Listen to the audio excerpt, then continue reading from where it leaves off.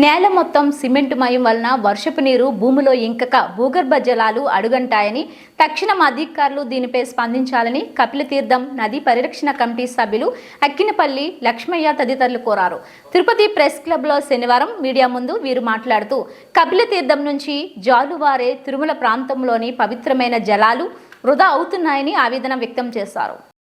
మహానగరాల్లో పుణ్యక్షేత్రమైనటువంటి తిరుపతి పట్టణం కాబట్టి తిరుపతి పట్టణాన్ని అభివృద్ధితో పాటు నీటి వసతులు నీటిని ఒక్క సుక్క ఒడిసి పట్టుకునేటువంటి అవసరము ఉందని చెప్పని రాష్ట్ర ముఖ్యమంత్రి గారు కానీ అదేవిధంగా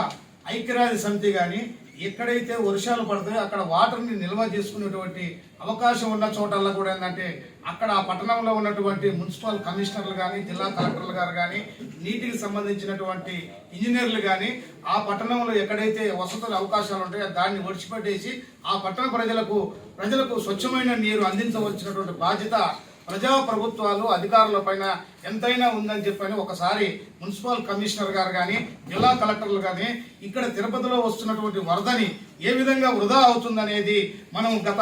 ఎన్నో సంవత్సరాలుగా ఇక్కడ తిరుపతి పట్టణ ప్రజలందరూ కూడా వేడుకుంటా ఉన్నారు. కాబట్టి మన దగ్గర వచ్చినటువంటి వాటర్ని మనం వేస్ట్ చేసి బయటికి పంపించేసి మనం కందలేరు నుంచి వెళ్ళి కొన్ని కోట్ల రూపాయలు ఖర్చు పెట్టి కరెంటు బిల్లులు కట్టి డంపింగ్ చేసేసి వాటర్ని తీసుకొచ్చేసి బిల్లులు తీసుకొనేసి ప్రభుత్వం ప్రజాధనాన్ని దుర్వినియోగం చేస్తున్నటువంటి దాన్ని మనం చూస్తా ఉన్నాం. కాబట్టి మనిషి అవసరానికి ఆ పట్టణంలో అక్కడ ఉన్నటువంటి వాటర్ని బయటికి పంపించేసేసి మనం బయట నుంచి వెళ్ళి వాటర్ని తీసుకొని వచ్చేసి ఇక్కడ ప్రజలకు వాటర్ ఇస్తానంటున్నాం. లేనప్పుడు ఇవ్వటం వల్ల తప్పే లేదు, కానీ ఉన్న వాటర్ని కూడా ఏంటంటే పరిరక్షించుకొనేసేసి మనం ఈ వాటర్ని ప్రజలకు స్వచ్ఛమైన వాటర్ని కొన్ని వేల మందికి ఇవ్వవలసినటువంటి అవకాశం ఉన్న చోట కూడా దాన్ని దుర్వినియోగపరుస్తున్నారంటే ఇక్కడ ఉన్నటువంటి అధికారులకు లోపం వల్లనే ఇది మనం గుర్తించాలి. కాబట్టి తప్పనిసరిగా తక్షణమే జిల్లా కలెక్టర్ గారు మున్సిపల్ కమిషనర్ గారు ఈ యొక్క నదిని ఏ విధంగా పరిరక్షించాలనే దాన్ని తక్షణమే విజిట్ చేసేసి అక్కడ ప్రజలతోటి మమేకమయ్యేసేసి దానికి సంబంధించినటువంటి ఇంజనీర్లతోటి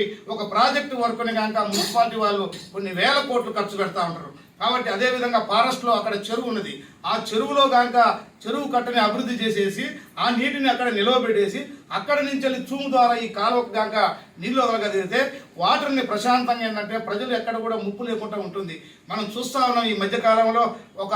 భారీ వర్షం కురిస్తే ఎక్కడికక్కడ ఏంటంటే టర్నింగ్ల కాడ వాటర్ అంతా కూడా లెవెల్ అయిపోయి రోడ్ల మీదకి వచ్చేసి రాజకీయ నాయకులందరూ కూడా ఫోటోలు దిగి వెళ్ళిపోతారు తప్ప ఏంటంటే దాన్ని శాశ్వత పరిష్కారం చేయట్లే. మున్సిపాలిటీ అధికారులు కూడా వర్షం వస్తుందంటే కొంత జేసీబీలు పెట్టుకునేసి వర్షంలో గొడుగులు పట్టుకొని ఉంటున్నారు. కానీ ఆ వర్షపు నీటిని ఏ విధంగా ఒడిసి పట్టుకోవాలి, ఈ వాటర్ని ఎక్కడ నిల్వ చేసుకోవాలి, ఈ వాటర్ ఇంత స్వచ్ఛమైన వాటరు మన అడవిల నుంచి వచ్చేటువంటి వాటరు మనకు దొరుకుతుందా అని చెప్పేసి అని అధికారులు దాని మీద దృష్టి పెట్టి నైపుణ్యతను పెంచుకొనేసేసి మన వాటర్ని మన ప్రజలకు అందించే విధంగా చేయగలిగితే ఈ పట్టణ ప్రజలు స్వచ్ఛందంగా వాటర్ స్వచ్ఛందంగా కనుక మనుషులు తాగగలిగితే 50 జబ్బులు 60 జబ్బులు మనుషులకు రాకుండా ఉంటుంది. కాబట్టి వాటర్ వల్లనే అనారోగ్యానికి గురవుతారు. కాబట్టి ఒక్కొక్కసారి మనం చూస్తూ ఉంటాం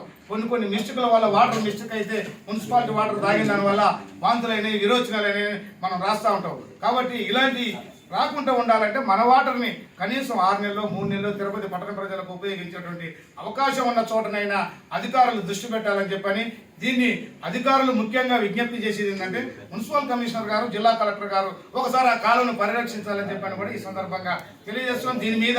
ఆ సంబంధించినటువంటి ఆ ప్రాంతంలో ఉన్న ప్రజలందరితో కూడా అవగాహన సదస్సులు ఏర్పాటు చేస్తాం మేము ఈ పరిరక్షణ కమిటీ. అక్కడ చెత్త వేయకుండా చెదారం వేయకుండా కూడా ఏంటంటే ప్రజల యొక్క బాధ్యత కూడా ఏంటంటే ఆ కాలువను పూడ్చిపోకుండా దోమలు ఈగలతో లేకుండా ఉండవలసిన బాధ్యత ఉంది. అదేవిధంగా మున్సిపాలిటీ వాళ్ళు ఏంటంటే సైడ్ పిల్లర్లు వేసేసి కనుక వాళ్ళకి వెనకాల డ్రైనేజ్ దాంట్లో కలవకుండా 8 అడుగుల పైపు ఆ డ్రైనేజ్ మీదనే ఆ పిల్లర్ల మీద పెట్టుకుంటూ పోతే కింద మొత్తం వాటర్ ఏంటంటే 8 అడుగుల వాటర్ ఏంటంటే కింద స్వచ్ఛందంగా పోయేదానికి అవకాశం ఉంటుంది. కాబట్టి టెక్నాలజీ పెరిగింది, అధికారులు ఈ విధంగా ఆలోచన చేసేసి తిరుపతిలో దాదాపు 2 లక్షల మందికి వాటర్ లెవెల్ పెరిగే విధంగా స్వచ్ఛమైన వాటర్ తీసుకునే విధంగా అవకాశం ఉన్న చోట ఇలాంటి అధికారులు మోర్లోగా